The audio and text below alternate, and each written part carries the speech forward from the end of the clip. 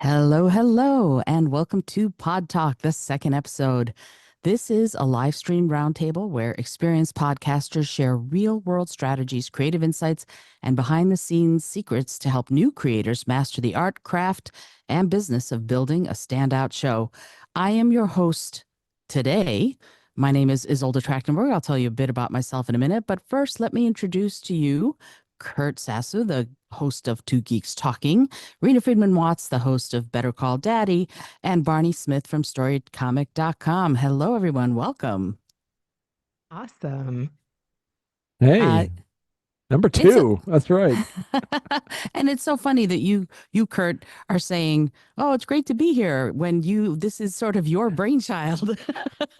I'm very excited that we're doing this though, because we all get a lot of questions about how to do what we do, how to keep it going, how to keep it growing. And so I'm grateful to both you and Reena, Kurt, that you decided to start this as a way of us giving back to people who are really interested in learning more about how to podcast and all of the ins and outs of it.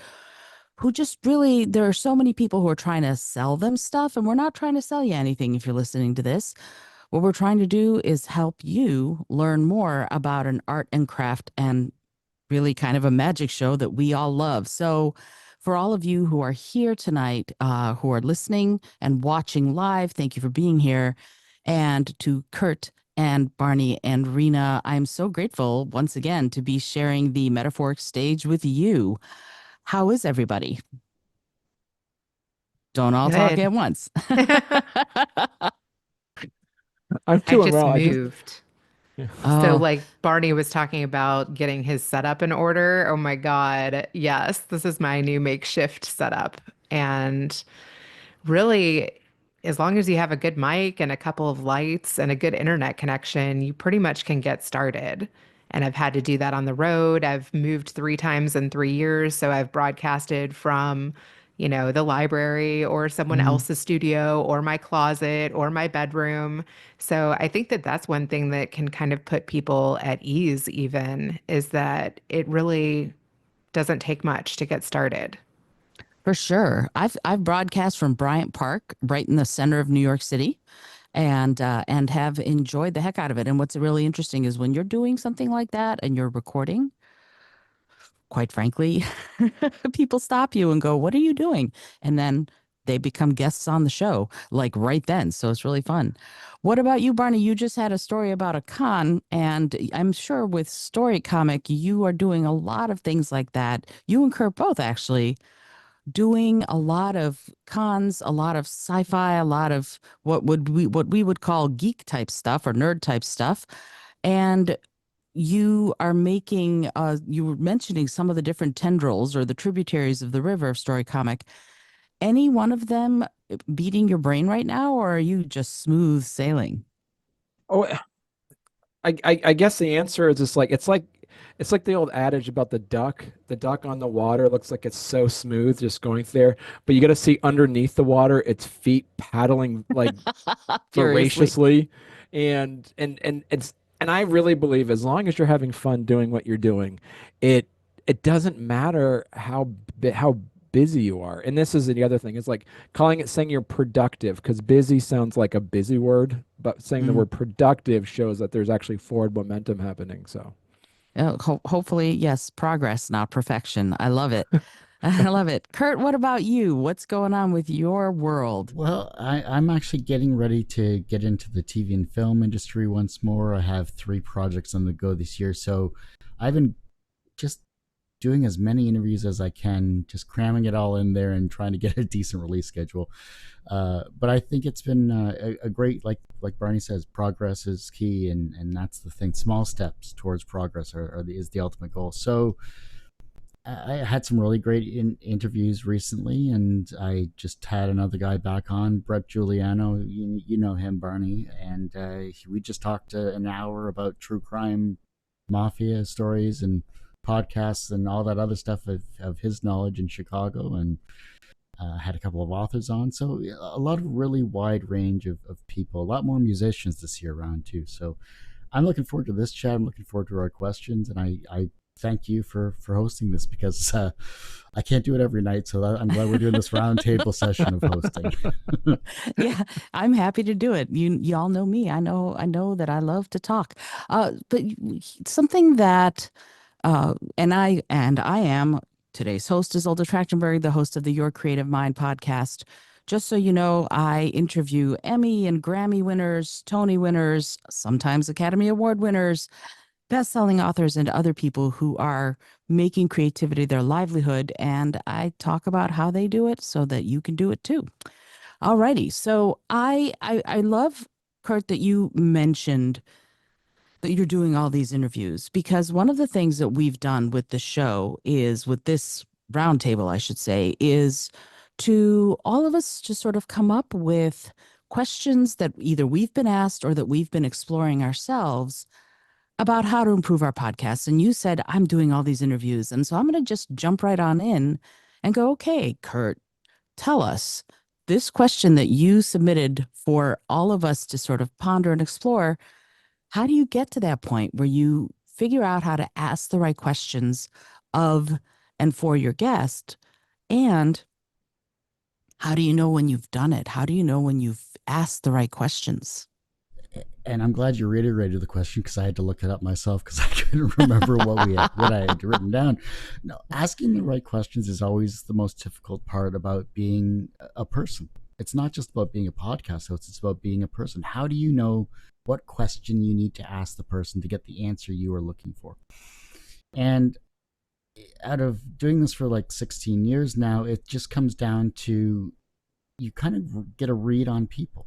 It's not just the research side of things, that definitely helps matters, but I've always had issues with, am I going too far with my questions, or am I not diving into enough? Are these questions even interesting to the guest itself? And so I think a lot of trial and error has happened in regards to finding the right questions for a variety of guests. It's not just for who you're speaking to at that particular time. Because I've been doing interviews in entertainment, specifically with comics, TV, film, music, and video games, I've had to actively make a list of just general questions for every industry, so that I can kind of dive back into it if my research doesn't come up with any good questions. But there's times when those questions don't actively allow you to dive deep enough. So you have to go off the cuff. You have to actively think, is something they've said in this interview, will that generate a new question? And will that bring you to a new level of understanding of that guest, or bring you on a completely different train track you didn't realize you're going to go to in your interview? So it's a little trial and error, but research helps, at least in my opinion. And is the guest passionate about themselves and wants to answer questions? Sometimes you have to, unfortunately, pull teeth with some guests, but metaphorically speaking. But I mean, that aside, you do your best with what you have to work with. For sure. And what you just said, just the thing that leapt into my mind was listening skills. And I've been on your show as a guest, and you have amazing listening skills. That's one of the, if you're a podcaster and or a new podcaster and you want to get better, sharpen those listening skills, because being in the moment with your guests, being fully present and really listening to ask good questions is one of the key things that you can do, in my opinion, to improve how you interview people. But I'm going to turn it over to the other two guests today. Reena, why don't you tell us what you think as far as how you come up with your very amazing and in-depth questions? Because I've been a guest on your show too, and wow, did we go deep. It's funny because I was getting ready to compliment both you and Kurt. I actually listened back to those interviews because I feel like when you do a good job being a guest on someone's show, you can listen to what you liked from other interviews when you're preparing for another interview. So I frequently do that. As far as asking the right questions, some of my ninja techniques are stalking people's social media prior to interviewing them, seeing what they're most recently talking about. Also, I like to, since I'm the host of the Better Call Daddy show, tie it back into the theme of my show. So a lot of times I'll either ask, what was your relationship like with your dad? Tell me a daddy story. Is there any wisdom that you've gleaned from your own father? And if you don't have a relationship with your dad, is there anything like you wish you could have asked a father?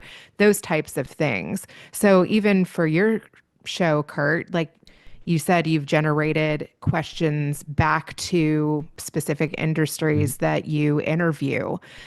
I think that that's a good idea. Maybe even highlight, hey, this person I know from the comic book world. And, what do you have in common with that person? Sometimes, like when I've interviewed celebrities, like when I worked on the Judge Alex show or when I worked on the Jerry Springer show or some of these reality TV hosts that I've had on, I try to notice something about them that we either have in common. Like when I interviewed the host of the Jewish matchmaking, I noticed that she always wore a necklace. So I was like, hey, what's the meaning behind that necklace? I noticed you always wear that piece. Or, hey, I noticed that you're wearing Micah fashion. I have a Micah fashion dress too. Or when I interviewed Jerry Springer, I was like, hey, remember that trip to Jamaica?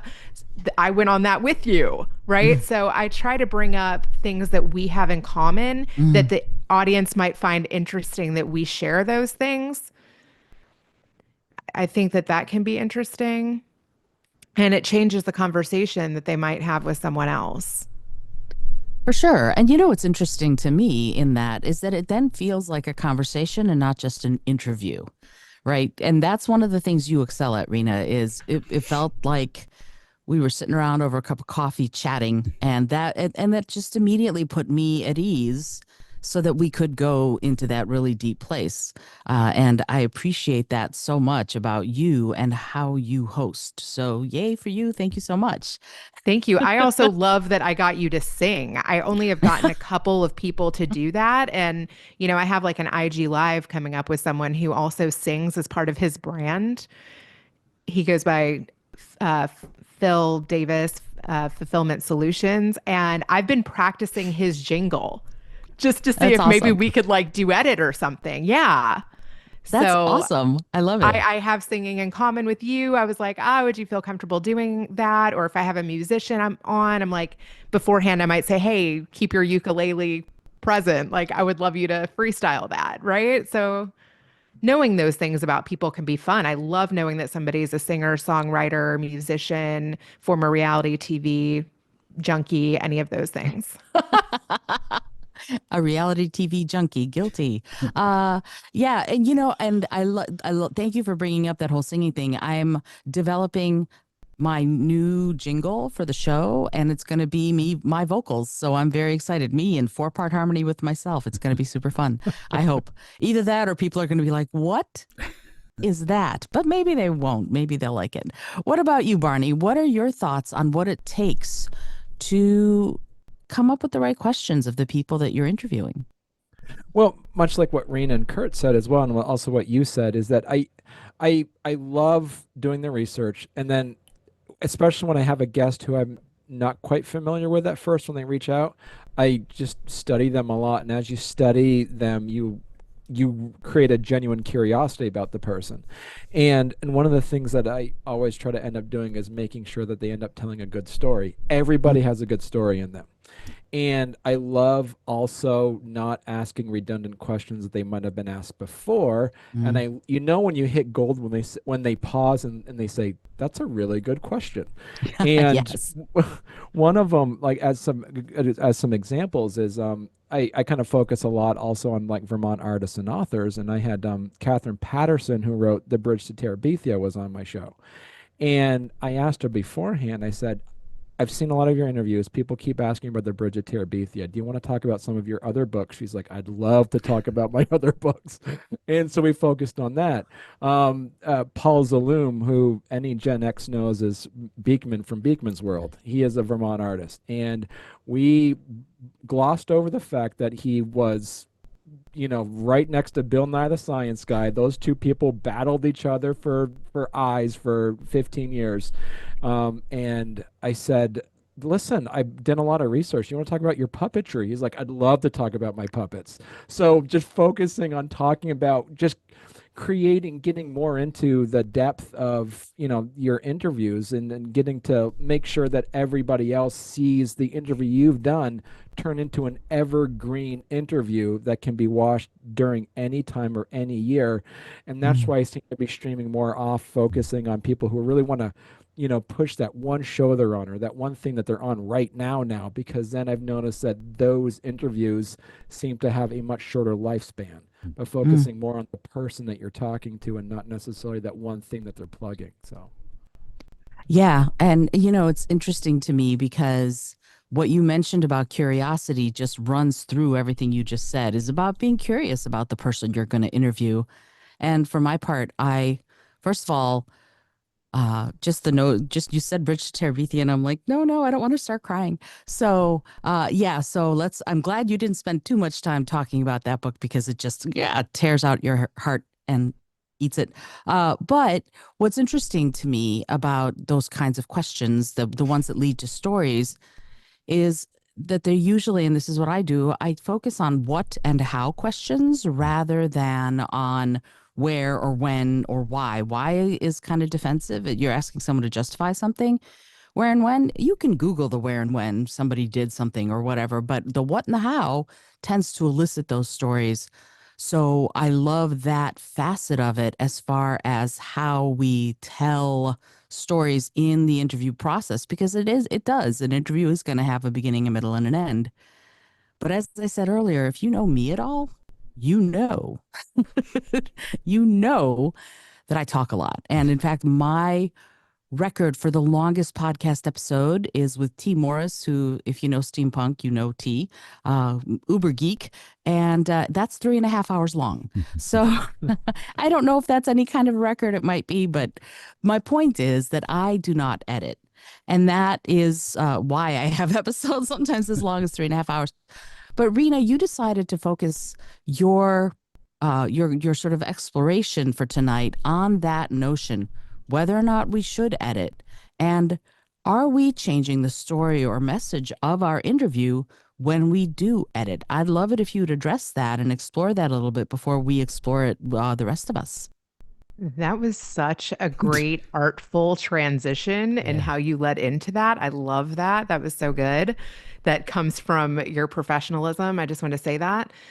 So, in the beginning, when I first started podcasting, I was really over editing to the point where I was re recording bits. Now, when I create the intros to my show now, I base them upon my dad's reaction to the guests that I interviewed. So my show is a little bit different. I interview guests, then I share the story with my dad. It's kind of like a choose your own adventure, I swear to God, because like he listens to it separately. We don't talk about the guest until we record his reaction to it. And then from his reaction, I formulate the intro.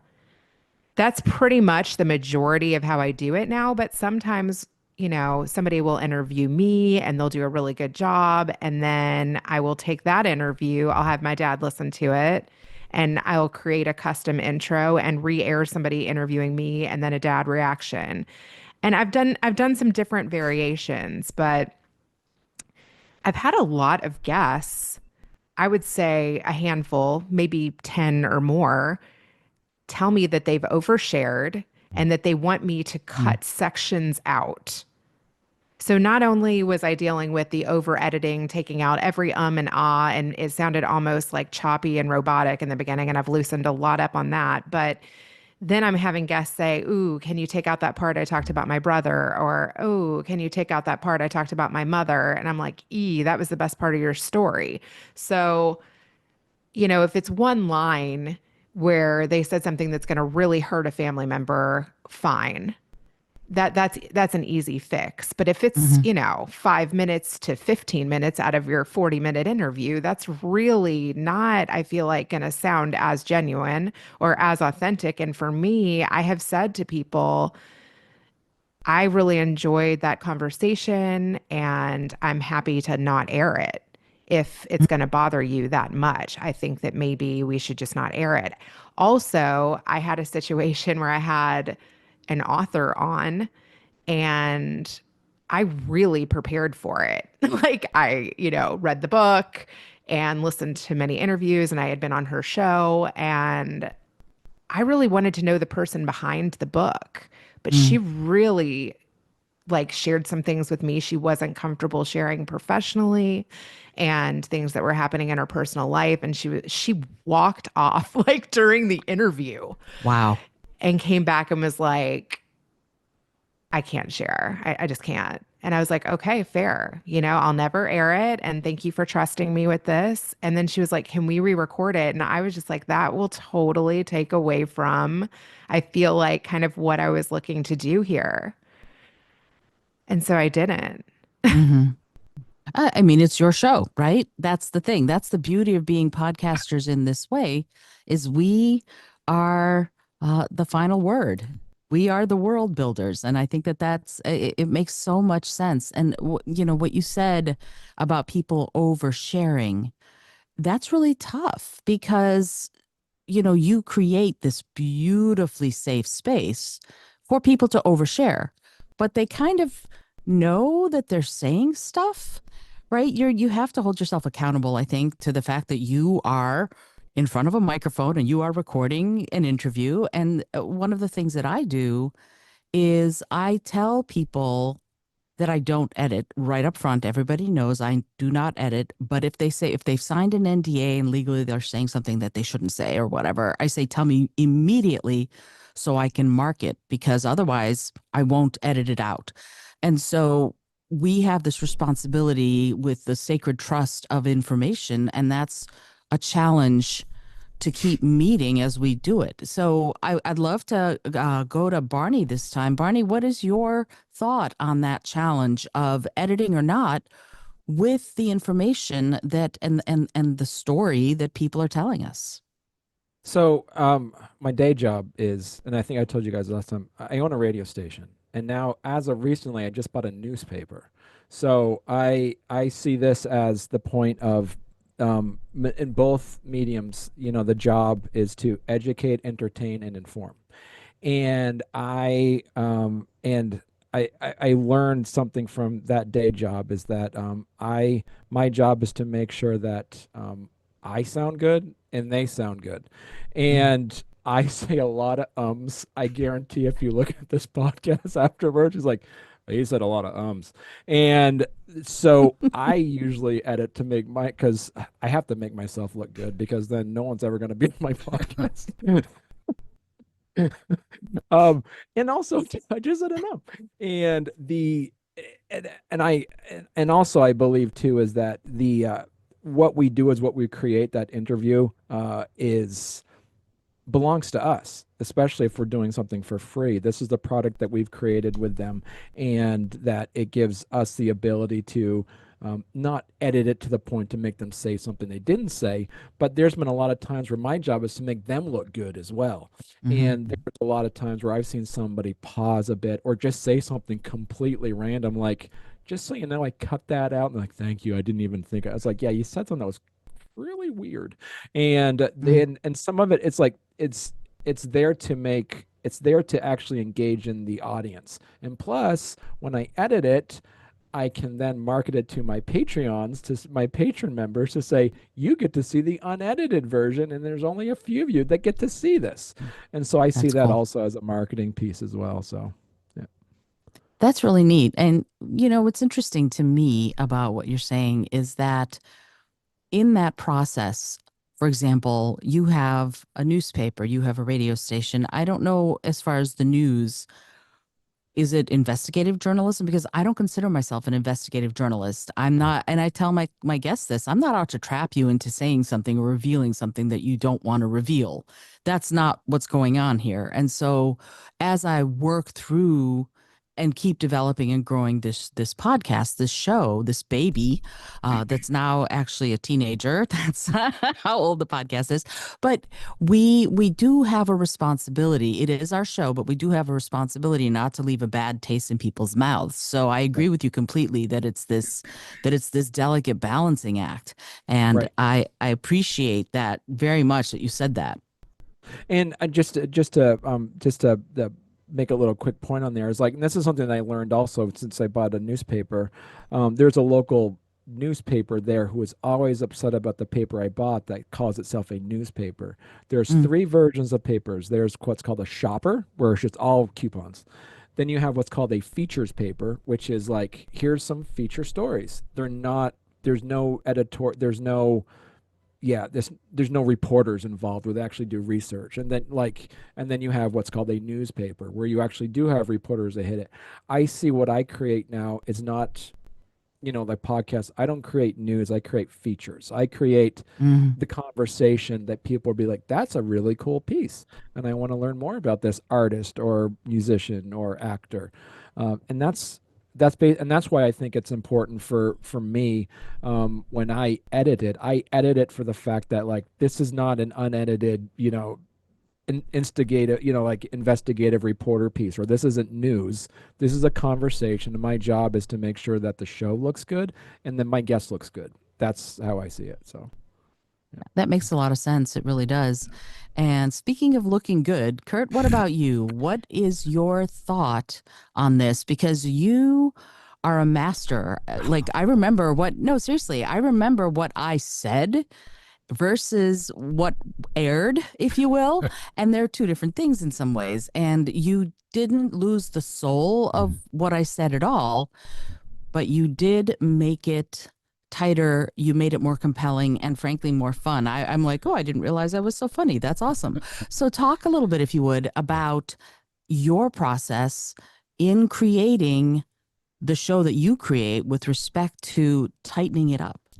Well, I've been on both sides. So in the first 10 years of the show, I was exactly like Reena, where I was just whatever we did. It was live, it was unedited, raw, to the point of, I don't know if I can release my earlier episodes. It's been that long type situation. But as soon as I started bringing back the podcasts after 2016 or whatever, actually a couple of years ago, I started thinking, okay, well, the people I have on the show, they're saying what they want to say. They have a great space to do that. That's all wonderful. But times their trains of thought just go out the window. And it's very hard to listen to. And if you're doing a half hour, 45-minute, an hour long show, I was looking at my analytics. Based on my analytics, I'm like, no one's going to listen to 34 minutes or 40 minutes of just rambling. So let's tighten it up. Let's take an active approach to keeping the same message, but making it flow a lot cleaner. And so while I do video interviews, I'm editing for audio. I'm editing as if I'm going to release this as a podcast. So yes, my video is going to jump all over the place, and I can't help that. But the message is clear. As McClellan said, the medium is the message. I want your message to be what you want to talk about. And so at most, when I'm editing down shows, yes, I will take out the ums and the ahs and the and buts and all of those filler words if it's clean. So if it's a clean and but, it's gone. If it's a clean it's gone. If they're doing and they get into their message, I'm not going to really touch that. And so it just comes back to your editorial preference. I'm not clearing out 5 minutes of content just because something was said that I don't agree with or anything like that, as long as it's not disparaging, etc. But I want to make sure that message is clear from the very first time they press play to the end of the episode when they can find and support the guests. So I see the value in the raw form of unedited shows. I see the value in edited shows. And I think that it comes down to time and personal preference in terms of your professional approach as a podcast editor and host. That makes all the sense in the world to me, even though that's not what I do. Yeah, it's interesting. I tell my guests in the middle, before we start, I have embraced the pause. In other words, there are times when there's some dead air on my show because I'm taking in, listening, and sort of processing what they've just said. And I've had people go, are you still there? Yep, I'm still here. But at the same time, I feel like it gives the audience, and I've had comments, people have actually commented that it's actually a time for them to breathe and think about what's just been said too. So I'm loath to stop doing that. But I know that best practices say that we shouldn't have dead air. I used to be a DJ on the radio, and dead air was the worst thing that could possibly happen. Whereas now, again, it's my show, and I feel like having some dead air so that you can go make yourself a peanut butter and jelly sandwich. I say go for it. Let's do that. So, and that can put people off, and it can make people more excited to listen. It all depends, I think, on what you're going for. And I know, Kurt, for example, you're a very experienced podcaster. You've been doing this for a long time, and you too, Reena, and Barney, you as well. And some of it is, like you said, Kurt, what are you doing it for? What is the goal as a podcaster? And that brings me to Barney's question, because this is a passion project for many of us. And yet at the same time, it is also a business. And so the question that Barney was thinking to explore, and I'm gonna ask you to explore first, Barney, and then we'll go round table on it, is how to take your podcast from that passion project to something that's more of a sustainable career. So I'd love to get your thoughts on that, Barney. So, and this is one of the things that you've been doing this for so long, is that I do it because it's been a passion, and I've made so many friends, and I've met so many amazing people for it. And I've come to the conclusion as well, is that I've been doing it I'm on my 6th year doing this, which is baby steps compared to you guys. I mean, it's and I've made it past the point where I'm gonna just keep doing it. And there's that 100 podcast mark. If you make it past 100 episodes, then we got you. You're never leaving. And I look at that when I look at my mentors in the newspaper and radio business, who says you don't start a new show until you get sponsors, because once it's going, nobody's going to sponsor it because it's already on. So that's where I feel as though it is that I can ask, hey, do you want to be a sponsor? And so I guess like the piece of it is that the way I've been taught how to find sponsors has always been do it before you start. But then it's the opposite of where I see a lot of podcasts are like, well, we're going to see if you start doing stuff first, and then we'll come in and reach out. And then and how do you market it? And what am I trying to say here is, who am I doing this for? Am I doing it for me? Then that's fine. Am I doing it for my guests? Then you know what? You guys have to help promote that episode. It's not on me. I just gave you free social media marketing tools, and you better share the biscuits out of it. And or am I doing it for the audience? And if you have to pick who you're doing it for. And that's what it comes down to. You see a lot of the successful podcasts that are out there do it for the audience. And the audience decides the direction of your show.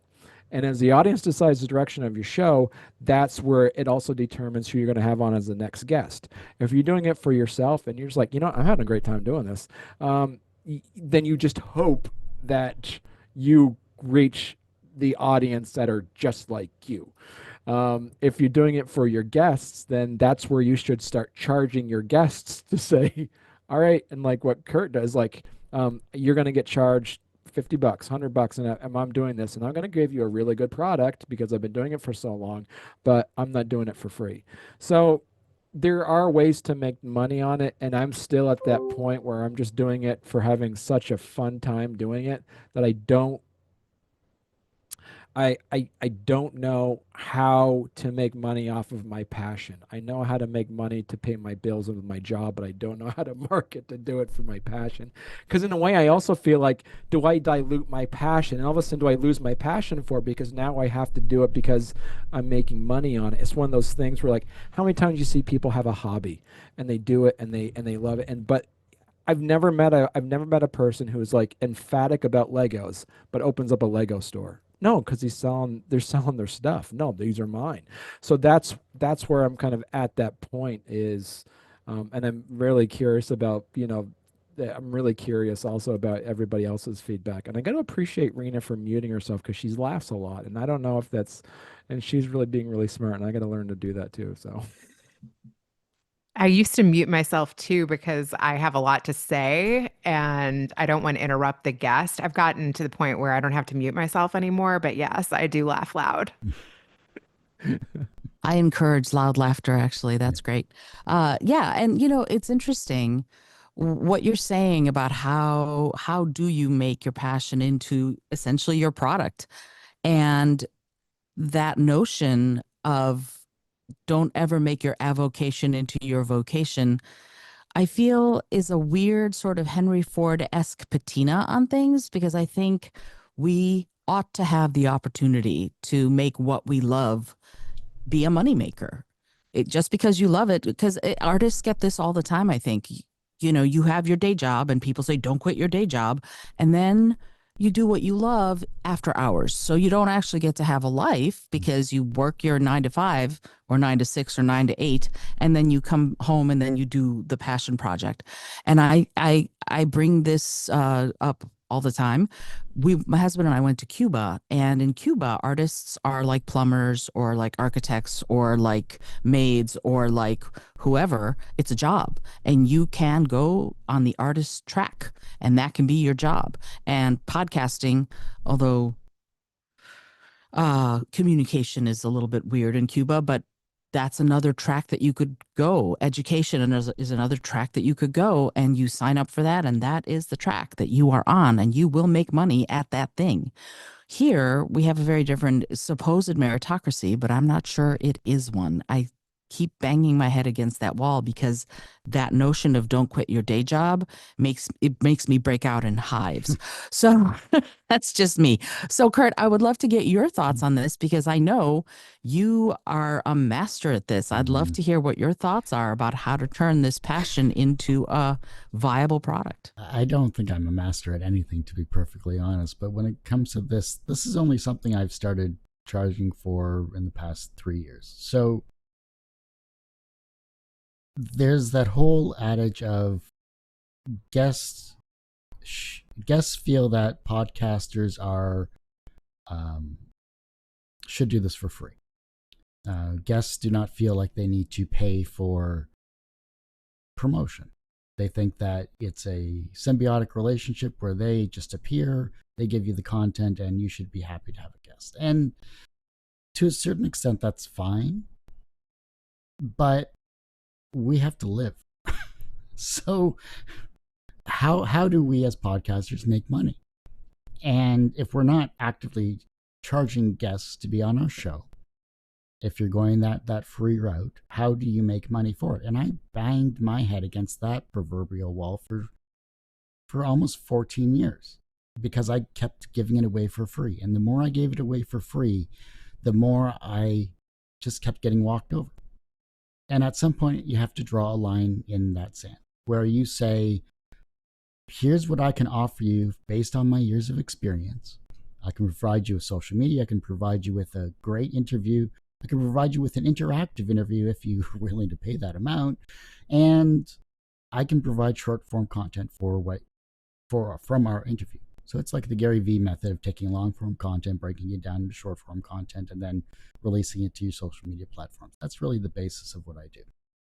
But I'm providing you with not just podcasting experience. I'm providing you with graphic design experience. I'm providing you with social media management. I'm providing you with short form content that is customly created, where it's including B-roll and everything like that short form content is. If the guest is able to do that, then they would have already done it. So let us provide that functionality for the guest. We are solving your problem of you're coming on the show to be a guest, you're promoting yourself and or your product. Then let us be the solution to solve said ability to promote yourself with this type of content. Has it worked out well for me? Some cases, yes. I've had some very wonderful repeat clients that like what I do. They like the style of it. I don't tighten up my editing process on them. I let them breathe, as one guest wanted me to see. He goes, okay, I love what you did with my first interview, but let me breathe. For the love of God, let me breathe. Because I was editing it too tight. Anyhow, if a guest tells me that, that's fine. That goes back to the editing side of things. Long story short, if you provide a service for your show, your podcast, and you're able to get a guest to say, hey, look, this is how I'm solving your solution to your promotional problem, let me do that. And here's the amount that it's going to cost. Here's an introductory rate. Here's a higher tier rate that gives you more benefit if you liked what I did initially. Whether they go for that or not, who knows? But it's worked out so far, and I've made some amount of money on that. And then it's about cold outreach. Then it's about going back to past guests. What's your mailing list like? How are you actively reaching out to these people that you haven't talked to in 2, 3, 5, 10 years?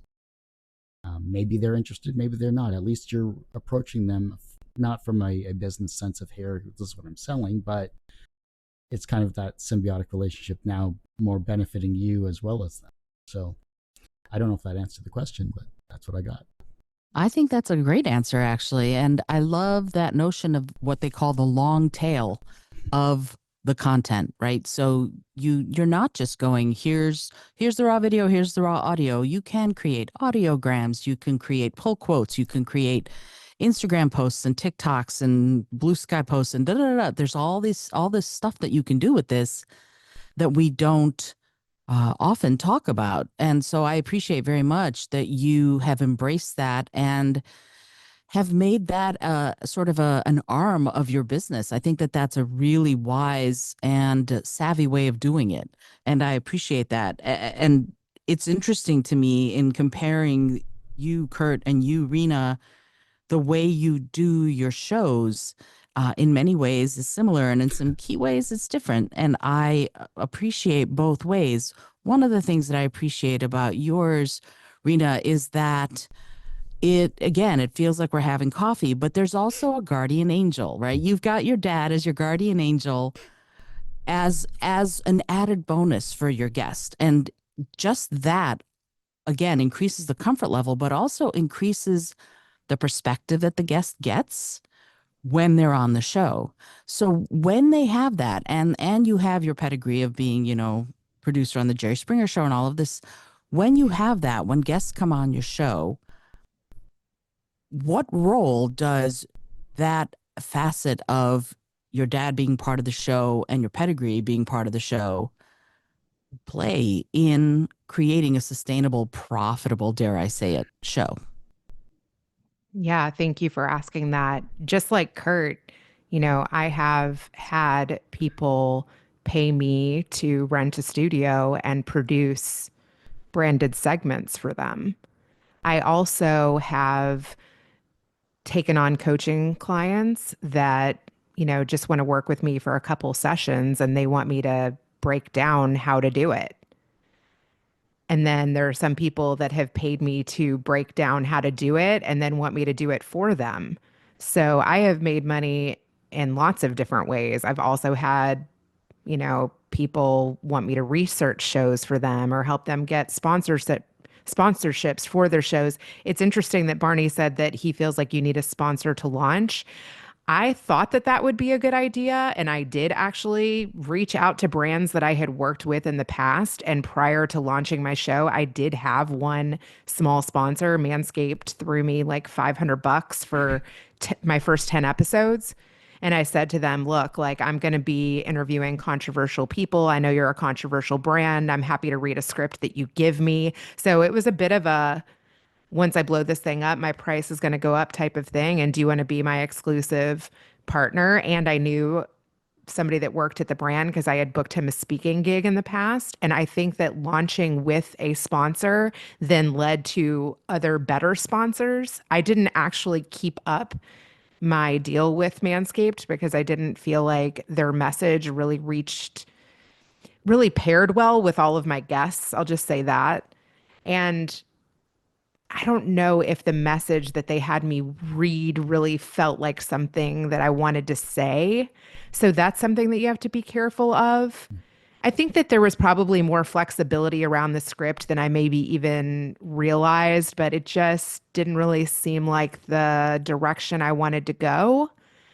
So for me, I want to work with sponsors that I actually like love and use the product. So right now I only have one sponsor that I'm doing that with, and it's this herb, it's ashwagandha and tulsi, and I actually love it. And I reached out to her because I saw that she was sponsoring events of friends of mine, and I liked her brand and I liked her message and I liked her product. And then I said, "Hey, I'd like to interview you, and would you be interested in possibly partnering with me?" And we worked something out. So I think that it can work that way. I've also I've reached out to snack brands that my kids actually love the snacks that are like kosher and gluten-free and, have aspects to their brand that I love. And I said, "Hey, I'd be willing to advertise with you if you send me boxes of your snacks." So it can be like in-kind sponsorships as well. That's just an idea. I've also reached out to a fashion brand that I saw, the host of a show wearing that I loved, and she sent me a couple of her dresses and I loved them and then wanted to partner with her in some kind of way. So I think that sponsorships can look different. Sometimes they can be money, sometimes they can be product, sometimes they can be doing an event together. It can be lots of different things. Yeah. Oh, go ahead, Kurt. So sorry, I just want to mention, like I've done read throughs for sponsors as well. Clue FM was one of them initially for, I don't know, that must have been felt like 6 months, but it was probably only 3. Where once you get a message on video or on audio on podcasts, unless you decide to re-release that particular episode, that's there forever. Mm-hmm. So you kind of also have to understand, is this, like you said, is this the message that I want to continue on my show? Or is there something else I can do? Or you actively go after sponsors? And another one I think I did was like some poker online site like years ago, where the site no longer works now, but I haven't gone back and edited that episode to take it out.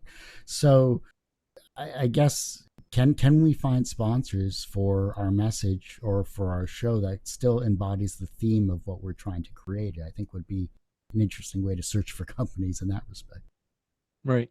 And I know, just in the radio and newspaper world, is that it takes 10 outreaches for one, on average. So it doesn't matter the size of your podcast, how new it is, or that if you find people that match your mission and values of your podcast, find those folks and just start reaching out to them, and know that when it comes to selling something, nobody calls you back. So you have to keep reaching out to them until That's so they say funny. no.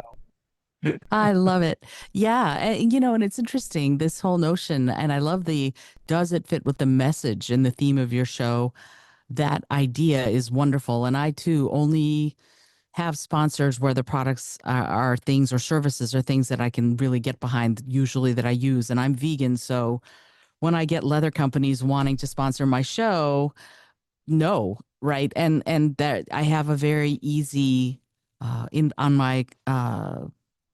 my guest interest form that I have that people fill out if they want to pitch themselves, or PR companies want to pitch a guest on the show. I let them know, if you use animal products, if you advocate for using animals or animal products in any way, just don't bother, because I'm not going to let you on the show. And I say it a little nicer than that, but that's pretty much how it is. So that's very important to me as a podcaster, as a person. That's where my line is. On the other hand, people who are vegan companies, come at me. Yes, absolutely. I would love to have you sponsor my show, but also affiliate marketing. There are so many ways that things that you already use and love can be sort of inadvertent sponsors of your show. So if you're starting a show and you've got a product that you absolutely love, or if you've got a really local show or a more local show like Barney does, for example, let's say is Vermont the maple syrup state? I hope I'm not wrong. Well, so let's say there's a maple syrup that Barney just absolutely loves. That would be a perfect sponsor or a perfect affiliate marketing situation for a podcast that focuses so much locally. So if you're running a show or starting a show that's going to have a very local focus, reach out to local businesses and see if they want to sponsor or do an affiliate understanding with you. that's something that I think that we all as podcasters need to do. And the other part of it is, frankly, I just have to say this. Often, even the most seasoned podcaster will market other people better than they will market themselves. We have, and this I think goes to so much in life, that it's harder to talk what you do up rather than go, see that, you see that, Reena? She's amazing. She's got this podcast where her dad is on it. It's incredible. Saying that about my podcast is amazing. You're totally going to love it. You should totally. It's harder. So you have to do a little self-talk, a little sort of psychological mind bending and healing to get to yourself to a place where it's okay and even a good thing to talk about your show in a way that will be enticing and inviting and encouraging for people to do that. And once you do, if they like your voice, if they like who you are and you like them, host read ads are amazing. That's another really great way to do a beautiful segment where and I don't mean, let me just talk to you about the fact that I love these vegan shoes. I'm going to talk to you about the story where I wore these vegan shoes in the rain and they kept my feet perfectly dry. And oh my God, walking around New York City, it made it so much easier to have these shoes on my feet, if that's what happened, right? So I'm only going to talk about the truth. But the point is that there are ways, as Barney said to begin with, where we as podcasters can tell the stories of the products that we really love that then sponsor the episodes in a really organic, enticing, wonderful way that really makes it a relationship and a partnership rather than this person wants me to put an ad up. I don't like doing that, and I almost never do personally. Other podcasters might decide that it works for them, and you do you, right? You have to figure it out for yourself. But this brings me to my question that I wanted to explore here. And the reason I went last is because I figured all of this dovetails really nicely into this facet of monetizing your show. Here's the deal. Most podcasters get a lot of pitches from communication and PR companies. PR people see that your show is good. They see that it's got reviews. They see that you're actually timely as far as how often you come out with episodes, and they go, oh, that Your Creative Mind podcast would be perfect for my best-selling author. Let me pitch my author to Izolda. And you get this email, and they include their media kit, and they just bombard you with information, to which I have a little template that says, hi, thanks so much for your interest in the Your Creative Mind podcast. Please go here and fill out my form. Why? Because I get 30 to 40 pitches a day. I don't need all those pitches. I can't go through all those pitches. My interns can't go through all those pitches. So no. But on the other hand, some of this I think is education. We as podcasters have the opportunity to make the PR companies, the PR pros, our partners in podcasting, because I think the paradigm, and I forget which one of us said this earlier, that the paradigm seems to be that we are here to do this for free, and that the guests are like, yes, I'm here and I don't owe you jack. I don't think that I agree with that. So this is an opportunity for us all to be partners together, the guest, the PR pro, and most especially the host. And so I would love to get your thoughts on that. How do we make PR pros, communication pros who are being paid by potential guests to get them earned media, which is get them on podcasts, get them some kind of press. They're getting paid to do this, so they pitch widely. And if they get them on a podcast, they're actually fulfilling their contract. So how do we change that paradigm if it's possible? Because right now it's a little one-sided. And I would love to hear from all of you when you get cold pitches, and then you do the legwork, and then you vet and you research, you interview, you edit, you publish, you promote. The PR clients get airtime, the PR pros get money, and then the podcasters going, I just did all this work for free. It's labor intensive and it's value rich. So how do we get our product to be thought of by the PR pros as a partnership that gets acknowledgement, support, and compensation? Kurt, I'd love to start with you on this. What are your thoughts? Well, I have two stories to that. One, and they're fairly recent. Actually, they were all this year. One I had a couple of days ago, and it was a great experience where it was. Um, I get entertainment pitches constantly, like you. It's just half the time I don't even read them because I just don't have time. This one in particular was like, oh, I have this female associate conductor that's doing the Naruto Symphonic Experience, and she's traveling. There's two conductors, and this one is doing interviews. Do you want to have her on the show? I'm like, okay, well, I'm a fan of Naruto, and I'm a fan of amazing conductors. So sure, let's have her on the show.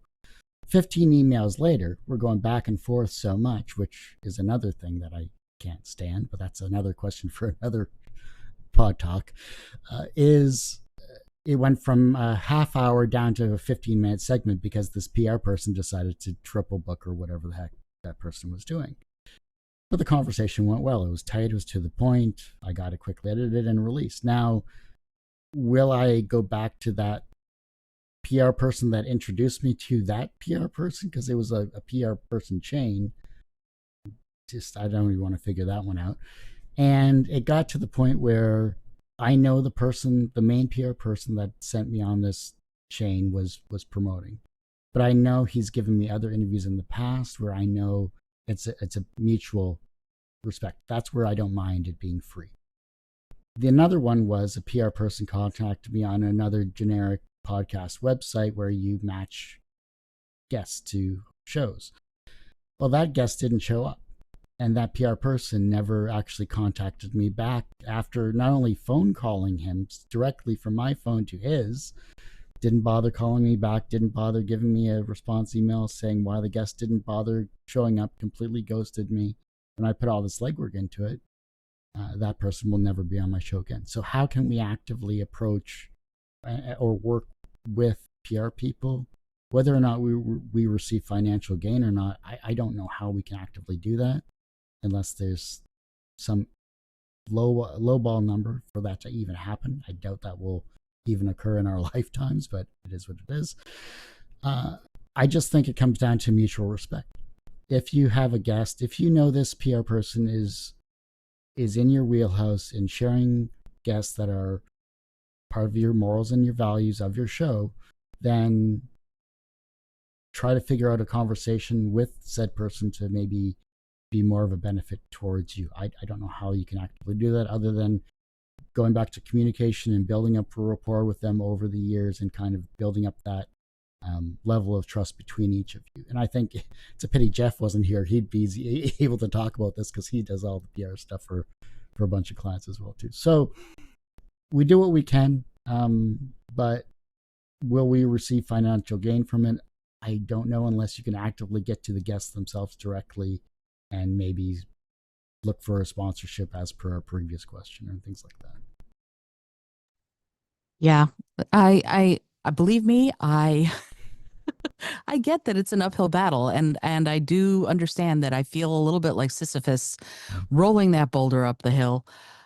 Because it is a challenge, and this notion of building relationships is one of the things what I want to caution any newer podcaster who starts getting pitches from PR pros: start early and start often, reminding all of the PR pros that this is a business.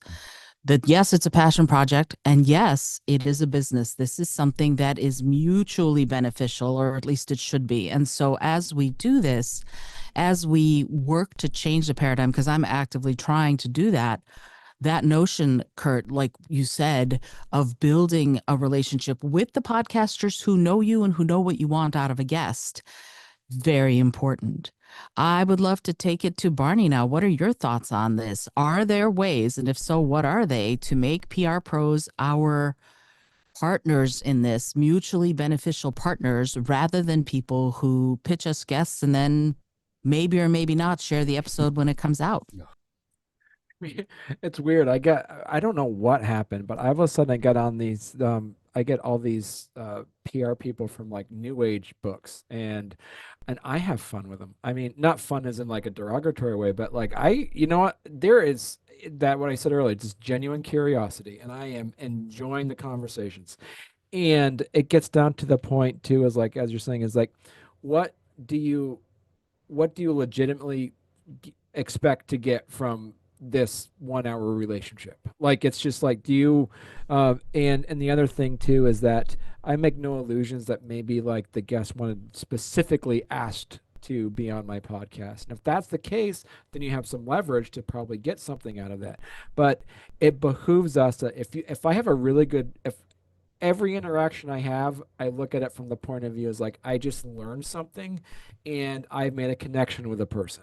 And what I do with that is I gain better strength and value and I become a better interviewer from that interaction.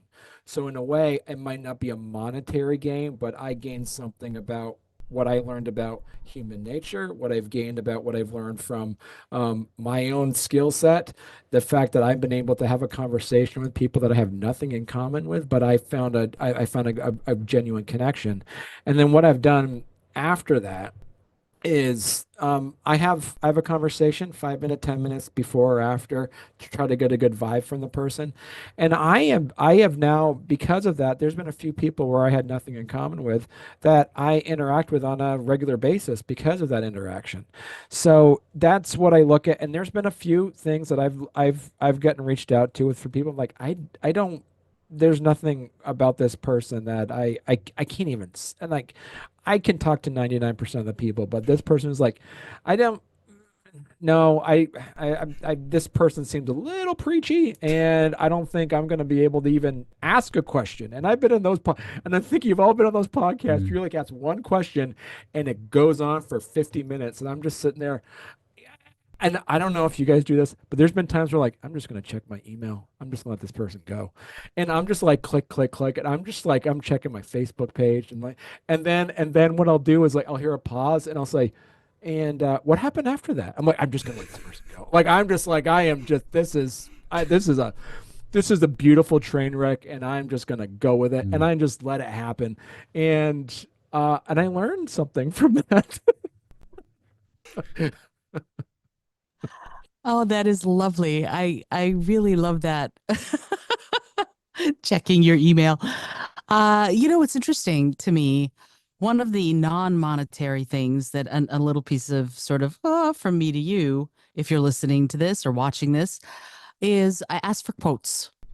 If you have a relationship with a PR pro and it goes really well, you ask for quotes. Get them to give you a quote on how fabulous you are, and it never hurts. And if they can leave a review on Apple Podcasts, great. But if not, goes on your website. Hey, this PR pro thought I was an amazing person to work with, an amazing partner to work with, and I put them up, and I'll put them up on my social media to let other people know that, hey, my show is for real. And that is something that is a non-monetary gain that, like you said, Barney, that I think is very interesting and it's enticing. It might be enticing more PR pros to come to me and try and pitch me guests for free, but it also is something that builds that relationship. And that I think is really important. Reena, what are your thoughts on this? Because for me, you come from a very professional background doing all of this production work, but you've also done the PR work as you help other people do their own podcasts and work with people. When you're playing that dual role, how do you manage that? And what are the thoughts of someone who's done the PR portion of this with respect to how to relate to and work and partner with podcasters? Great question. Yeah, I would say kind of what you were getting at, like asking for a quote. Also ask what's the size of their email list and are they going to co-share, co-promote the episode? I would see what you can get out of the partnership and phrase it like that. And also, like you, I a lot of times I don't even respond, but maybe just keep the conversation like going. I have gotten a little sarcastic with some of them where I'm like, "Oh yeah, you think they'd be great? What's their daddy story?" I literally will just say that. I'll be like, "What's their daddy story?" And some of them respond with actually really interesting stories where I'll keep the conversation going or consider it. One of my most recent acceptances to one of these PR people was Hunter Biden's ex. wrote a book, wrote a memoir, and yeah, their publicist reached out to me. I personally thought it was a mistake. I was like, are you trying to get her on Call Her Daddy? I just want to just clarify, like, you meant to get her on my show. And they were like, no, she has a daddy story. And I was like, oh, wow, that's cool. I never would have even considered having her. So I was like, hey, send me her book, because anybody that I have on, I actually like to read their book.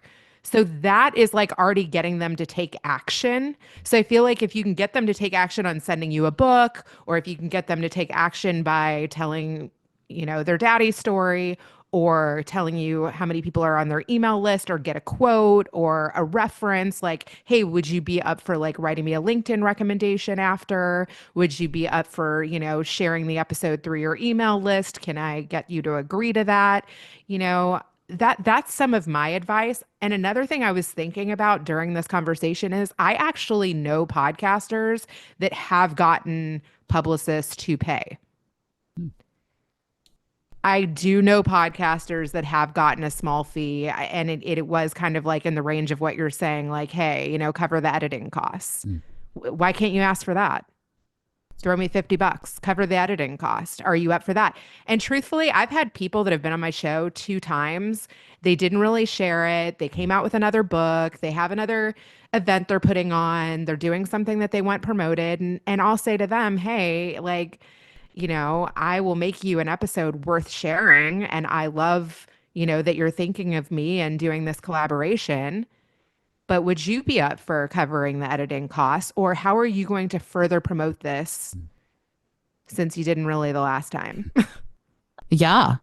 And it's interesting because that's part of my podcast guest interest form. They have to say that, yes, they will share it on their socials. I love the notion, though, of what's the size of your mailing list? What's the size of your followers on TikTok and Instagram and Blue Sky? I'm a huge Blue Sky fanatic, because to me, that immediately sets up this professional arrangement instead of, oh, yeah, I'll just do this for you.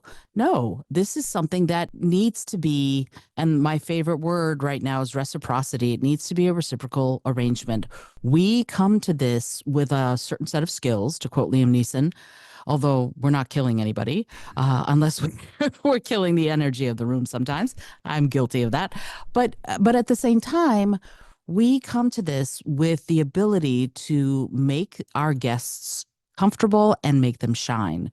And that's worth something. And I think the paradigm we've gotten to is that we should feel grateful that somebody comes on my show. And I'm going to be very honest. As you all know, I like to talk. I do solo episodes all the time. And I can talk for half an hour straight without pausing for a breath and be good. So that means to me that if I want to do 6 months straight of me doing solo episodes on how you can become a better communicator or how you can tap into your mindful creativity, so be it. I can do that. We can all do that. The point is, we bring people on our shows because we want to highlight the really cool work that they're doing. So that's one of the things that I think we can educate PR pros on and our guests on, that we are giving them access to our audience, yes, but we're going to do it in a way that's really exciting and really wonderful for them. And we need to remind people that there's value in that. And we need to remind PR pros that there's value in that. So I do that in part by setting some clear expectations. I have this podcast guest interest form that you go nowhere. If you don't fill that out, you're not going to get on my show. Except for if you're Harrison Ford, yes, you can get on my show. I will lick your boots without any problem if you are Harrison Ford. If you are not Harrison Ford, you would need to be Jonathan Bailey. And then, yes, I would, or Matt Bomer or Meryl Streep. Yes, I will absolutely make sure that you do not have to fill anything out. You just come on and do your thing. Everybody else, really, honestly, and it's because the questions that I ask on there give me the opportunity to do really in-depth research based on what you say, because I want to be talking about what you want to be talking about deeply. That's the point of all this. So I set pretty clear expectations with the form, and I create a sort of a guidelines thing, and people see it, they fill it out. And I'm also really crystal clear with the PR pros on the kinds of guests that I'm looking for, because if it's a really compelling guest, Okay. If it's someone they're really pushing, I want to know why they're pushing that person. And I would love to know that you know what my show's about. So I've started getting these. I really love that episode that you did with Reena Friedman Watts. He's fabulous. Okay, you did not listen to my show because you didn't, you just picked an episode and you sort of said something. I want to know that you're interested in this show and how it can really be a partner with you and what you're doing for your client. So you need to know that. You need to know my show. You need to know the format that I want things pitched in. If you're just sending me the entire press kit, I don't want to see it. And I will tell you that immediately. So I would like us to be collaborators. If you're a PR pro and you're pitching, I want to invite you into my creative process so that we can serve each other's needs. And that might mean that we take a 5-minute call and we talk about things. That might mean that we sort of share the demographics, that notion of what's your mailing list and promising, and also delivering on sharing the episode. One of the things that I do is I create, and I know Kurt does this too, he creates a very customized, shareable Instagram post, an Instagram story. And I've seen Reena's version as well. Podcasters that are in it to win it, if you will, we tend to do that.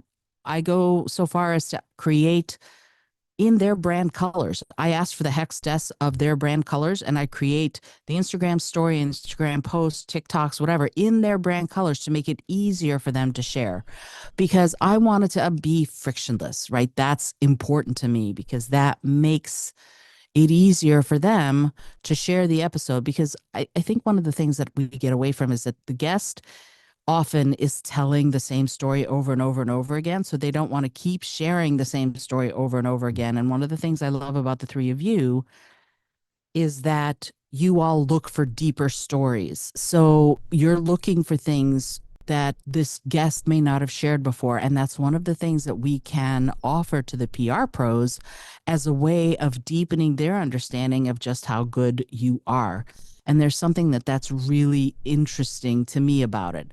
And I love what you said, Kurt, about the tiers. There's a basic, there's elevated possibility, and then there's a full partnership, and you can charge for that. We are not supposed to just do this for free, I don't think, because it's something we are investing a lot of energy and a lot of time in. So I really appreciate that you said that. And one last thing before I hush up, because I know I love to talk, it's not pay to play, right?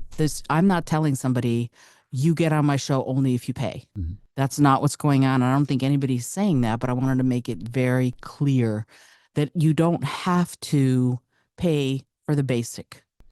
If you want to come in and do the interview and you want to sponsor, I would love that. But it's not the gatekeeper for being on the show because there are some people who are just starting out and they need a break. And I'm certainly willing to do that. So having that kind of opportunity for people is important. And then last but not least, and then I'll shut up and you can talk, Kurt, you want to nurture these long-term relationships with all of the PR pros because they're not transactional. They're built over time, but they are reciprocal. And that is me for that. Kurt, you wanted to say something about 25 minutes ago. Oh, no. One of the major things I think just kind of build up on that, especially when it comes to communication with PR people. One guy, Eric, this PR guy that has gotten me at least 3 guests that I know of. He got me Biff Nakey, he got me this associate conductor, Heidi Jostin, and then another guest earlier on. Like we've gotten to the point where he'll say, "Hey, Kurt, I got this guest. They're doing a show in London, or they're doing a show in Kitchener or Toronto or whatever. If you got a chance, you want to come on up and do an interview live, or we can do a Zoom call, whatever." It's like it's gotten to that stage, at least with this one particular PR person, which is great because it's like I can either say, "Well, no, I'm feeling introverted, so I'm not going to go," or "I'd love to have a Zoom call instead." So it comes down to how do we want to actively interact with these people. And I love Reena's, what's the guest daddy story. I think that's classic. That's just on brand for you, Reena. I love that. That's great. But it just comes back to also how invested are we going to have to be in the guests. And I know we've all talked about guests not sharing our shows and everything like that. Even if they check yes on that guest interest form, it still doesn't mean they're actively going to do it. And that's kind of the kicker for everything when it comes to all the time and effort and editing and graphic design, all this other work that we put into it, that people just think it's a press record and go. So Right. Well, and it's like it's like we were saying too, is like some of the I love helping out brand new authors or brand new artists. I mean, I love having that because there's a point, but I just say it's not like they have the money to spend on it, but what they do is they do have the time. Time is the most valuable resource that anybody has. And the fact that like I've said this to them is I've said this to them. I said, listen, your job is to first of all subscribe to my channel, download my episodes, and your job also is to share the heck out of that based off the same amount of time I put into making this. So especially as the fact that I told them, it says I'm going to be deliberate and make this a evergreen interview. So that way, when I'm going to check back in with you, and when I've had you come back on again, and I've had a lot of guests like, can I come back on? I'm like, absolutely. Just check in your, and what I'll do is like, listen, I talked to my marketing person. They said that the previous views, the previous downloads of your other episode was too low. So if you can actually pump that up a bit for us, I think it'd probably be really good. And you gotta, and then you'll be able to do that. So making sure, as you say, I wouldn't say transactional, but there is a relationship that's going to happen. Is that I'm going to do this for you, I'm going to do you proud. I'm going to make sure that conversation sounds really good, because I really enjoy talking to you. But you need to make sure that keep in mind that this is a tool in your toolbox that I've given you to make sure that you can reach more of your community. The community that you've created, that I helped you create by giving you this tool.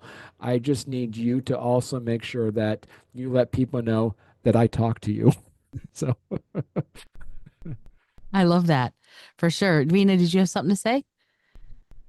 First of all, I absolutely think that is gold.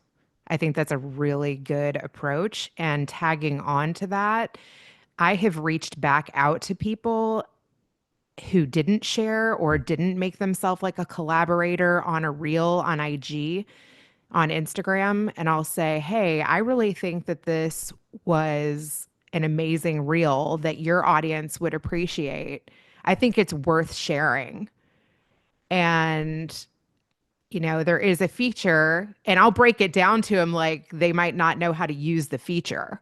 I'll say there's a feature on there where if I make you a collaborator, it's a really easy way for you to share it. You just accept that, and I will like screenshot where it shows, inviting you to be a collaborator.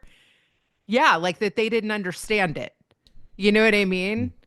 And then I've gotten a lot more people to accept it. Or I'll say, hey, this collaboration feature wasn't available when I did this a long time ago. Now it is. And hey, Flashback Friday or Throwback Thursday, find a reason to reshare it. Here's how you can do it. I've had a couple that it's rare, but I've had a couple who've overshared the interview, and I'm like, and I respond like, do you want to be on other podcasts? Because I know other podcasters that you could, thank you, but I have a couple that just like, listen, like they redo the reel and do something else on this. I'm like, you can be on other podcasts, it's not just me out there. Well, but at the same time, that's lovely because that means that they had such a wonderful experience and got enough out of it to want to keep talking about that. And I think as podcasters, and I don't want to speak for the three of you, but I love it when a guest comes back to me and says, that was really amazing. I feel like I got so much out of being on your show, not just the reach, but in my own self. And I had a guest from February just share a reel of her interview. She's the CEO of a really cool company. She just shared it today. And it was out of the blue. She tagged me, and of course I reshared, blah, blah, blah. But what was interesting to me about it is that I hadn't expected it. And she said this was she just messaged me and she said, this was such a powerful moment for me because it made my company go into a different direction. And I didn't even know that it could before our talk. And I went, ah, that's so cool. So to me, again, we're not just providing a conversation. I think sometimes we change lives. We certainly change trajectories. And I think that's something that's really important for us to remember. We're developing and maintaining a very intimate relationship for that 45 minutes to an hour because we do go so in depth and we talk about these things with these people who, because we create a safe space, we're allowing them the opportunity to really go inside themselves and come out with their truth. And that is incredibly important.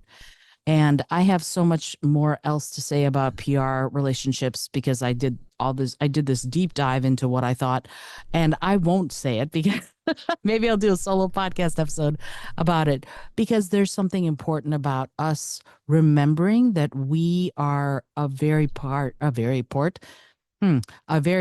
part of a very important conversation. And we have reach and we have influence and we also have, again, truth and the confidence to be out there with it. So I'm very grateful to all of you for being here and to talking about these really important questions that we who are communicating on this wavelength as far as podcasting goes that are so important. So thank you all for allowing me to be the host, Kurt and Reena especially, for brainchilding this thing. And I'm really grateful to all of you. It was a blast, as always. I mean, this was way faster than what we did the first time. So nothing against everyone else, but it's a lot easier with 4 people than 8. Yeah, that was very powerful. Yeah. And I'm going to share the biscuits out of it, like Barney said. Tag us all for that collaboration. You can have up to 5 people. There you go. It's my Okay. bad language. Yeah, I can't. I forgot how to swear now that I have like 3 kids. No, I think that's fabulous. I think, well, I will tell you all. So a couple of years ago, I decided that I wanted to be able to swear with impunity and without prejudice like crazy. So I made up my own swear words. I made up the words flirt, dropple, and mugby. And I made a huge infographic that describes the words, that explains what they are, and whether or not they're adjective or whether or not they can be used as an adjective or a noun or whatever, and got them into Urban Dictionary. And what's really fun is that sometimes walking on the streets of New York, I'll hear, "Oh, you're such a flirt." And it blew me away the first time that happened because they are now in the popular vernacular out there breeding and becoming more ubiquitous because people don't know what it is, right? I know it's invective. I know it's an insult, but it's, you flirt. Oh, I can't believe you're such a dropple. And these words did not exist before, I think, March 3rd, 2021 or something like that. They don't exist. So they can mean anything you want them to mean. No one can censor them. And it's fabulous. So Izolda, you got to help me out. Okay, I had a friend of mine who started an exclamation. So maybe you can help me out. It's called Sweet Lincoln's Mullet as like an exclamation. So see if you can help that get going. Get growing. Sure. Sweet Yeah. Lincoln's mullet. I love it. I prefer idoled. I've been using that for decades. So it's a cross between an idiot and an adult. So it works out. To me, that's a very beautiful thing is you can take the algorithm out of the social media, but you can't take the social media out of the algorithm. And we can come up with our own words. The languages grow. So why not put our own little stamp on it? So Sweet Lincoln's mullet, I'm going to start using that on the podcast and see if I can, and it's the same. I write books. And what's really fabulous is this was a couple months ago, I was sitting at a coffee shop here in Manhattan somewhere, and I look over and there's someone reading one of my books. And first of all, I plotzed. Second of all, I totally hounded her. I'm like, "Hi, I wrote that book. Can I sign it for you?" What? You're reading Die by the Sword. That's the first book in my mystery series. Can I sign it? I wrote that. She had to see my license before she'd believe me that I wrote. So I had to show her my driver's license, which made me glad I didn't write it under a pen name. Awesome. Mm. So I am again grateful and thank you all so much for participating in this. Thank you, Kurt, for letting me host and for being the person who actually puts this on. Until next time, when Pod Talk returns, I am Izolda Trakhtenberg for Barney Smith, Reena, Friedman, Watts, and Kurt Sasso saying thank you so much for being here, and we'll see you next time. That was so good.